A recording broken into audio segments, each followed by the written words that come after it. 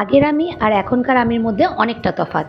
আগের আমি নিজেকে সাজিয়ে গুছিয়ে সুন্দর করে রাখতে ভালোবাসতাম, আর এখনের আমি সারাদিনে ঠিকমতো চুলটা আঁচড়ানোর সময়ও পাই না। আগের আমি সময়ের মতো খাওয়া দাওয়া করতাম, খিদে মোটেও সহ্য করতে পারতাম না। আর এখনের আমি ঘন্টার পর ঘন্টা না খেয়ে কাটিয়ে দিই।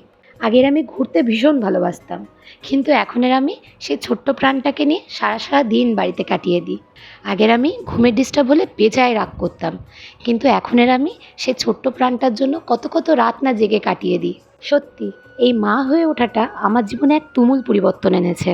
কিন্তু জানেন কি, এত ত্যাগ, এত পরিবর্তনের পরেও আমার বিন্দুমাত্র দুঃখ হয় না, কারণ আমি এখন আমার সবটা খুশি সে ছোট্ট প্রাণটার মধ্যে খুঁজে পাই।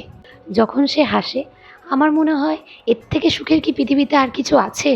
আশেপাশে এত মানুষে ঘিরে থাকা সত্ত্বেও যখন তার দুচোখ শুধু আমাকেই খোঁজে, তখন আমার মনে হয় এর থেকে নিঃস্বার্থভাবে কেউ আমাকে আর ভালোবাসবে। আমি জানি একদিন সব কিছু আবার আগের মতো হয়ে যাবে, আবার আমি নিজেকে নিজের সময় দিতে পারবো, নিজের জীবনটা নিজের মতো বাঁচতে পারবো। কিন্তু এই যে ছোট্ট প্রাণটা তখন তো আর ছোট থাকবে না। তাই আমি এখন আমার সবটা দিয়ে ছোট্ট প্রাণটা, ছোটবেলাটা মন ভরে উপভোগ করতে চাই।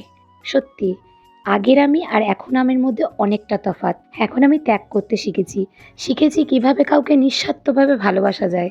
জেনেছি মা হওয়া যতটা দায়িত্বপূর্ণ কাজ, ঠিক ততটাই আনন্দের।